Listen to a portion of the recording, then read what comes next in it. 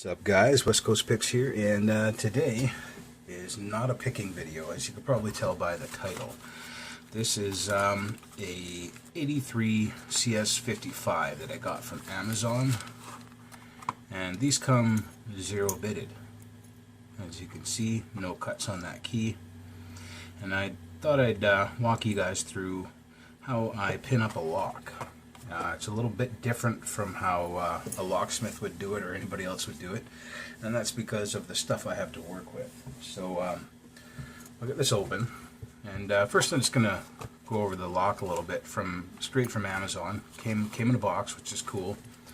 Came with a 0 cut key, so there's just little tiny impressions there on each of the 6 cuts.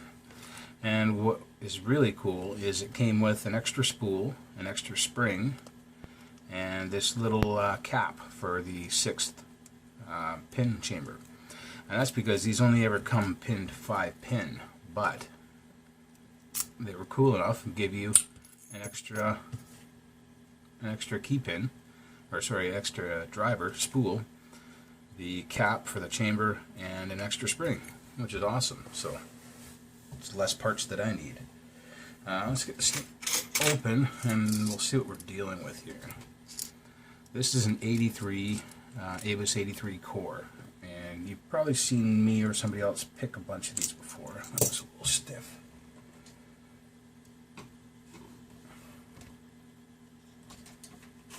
Go for the full-size screwdriver because I don't want to strip anything. There we go. So these 83 cores are a little different from like a kick cylinder or anything like that, but we're going to pin it up the same. So beautiful lock. I haven't had one of these closed shackle, the Rock closed shackle yet. I got 2 of the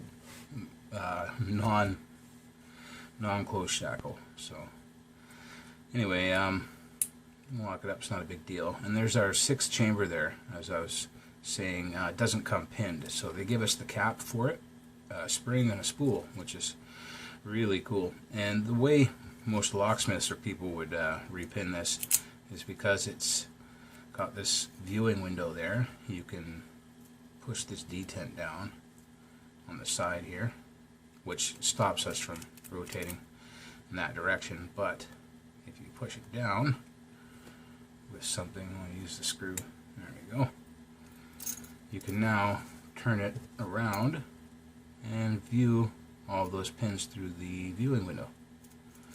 And you can just dump it out here and not take the whole core apart. So that's a little different from a kick cylinder where you'd have to pull the plug out and everything, but this just makes it a little easier. And we'll dump all those pins out because I'm obviously not going to use them. And get a clean tray out here just to hold them, put them on. And the first thing I'm going to do is find a key that I'm happy with. So I have right here, which is why one of the reasons why the camera's backed out a little bit. This is just a case of organizers, and this is my little key center here. So I got all my blanks are in here, and all my pre-cuts are in here. So I'll find my Schlag blanks,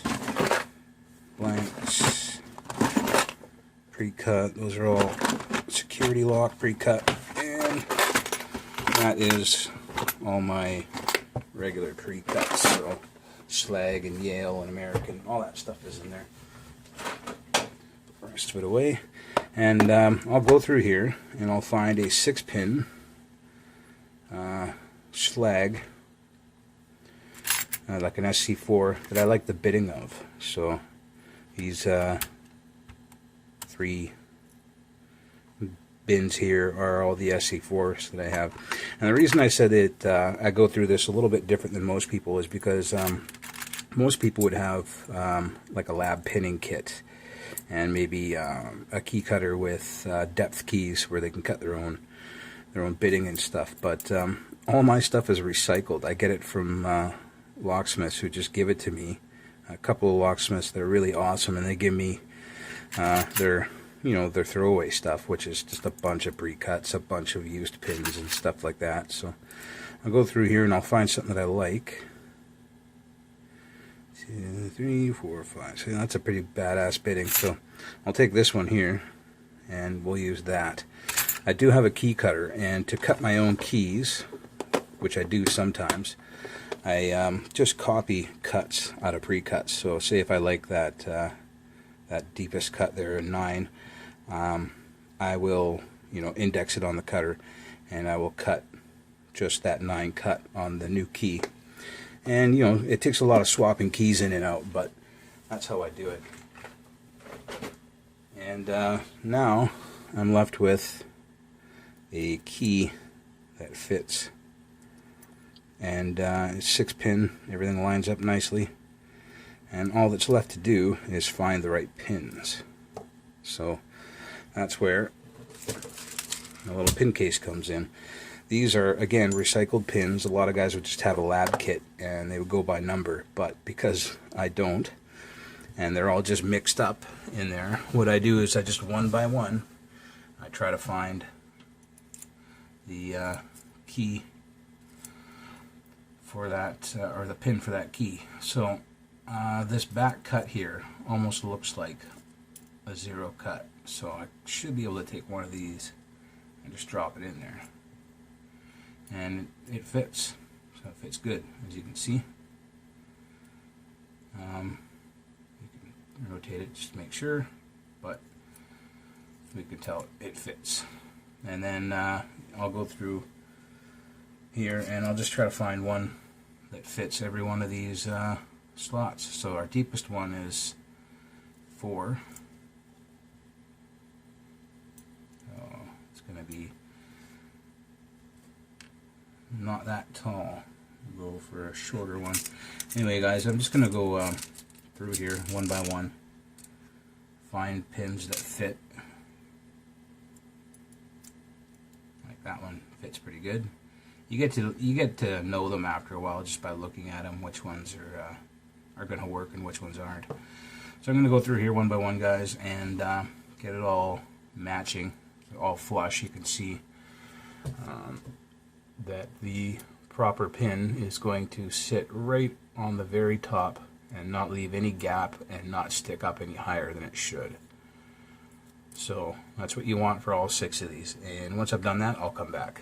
Alright, guys, I've gone through and I've matched them all up, and they all fit nicely. I can put the key in, everything comes nice and level, and now I can turn it around and that little detent will fall back out, so we can no longer turn it back. But as you see, the key still operates. Works good, because I selected all the right cuts. Just got to make sure it's right on the shear line, and none of them are under and none of them are over. There's only 9 cuts, and most of those pins are all standard, so it's not too hard. I just go through them all, but it works good. And now I'm just going to drop in that last spool and spring and cap it. And you guys can try to get warm up to your local locksmith there and try to get, drop the key pin out of 6 there. Make sure it still works. Yeah. And warm up to your local locksmith. Buy a bunch of stuff there like I do, and get to know them, talk to them all the time.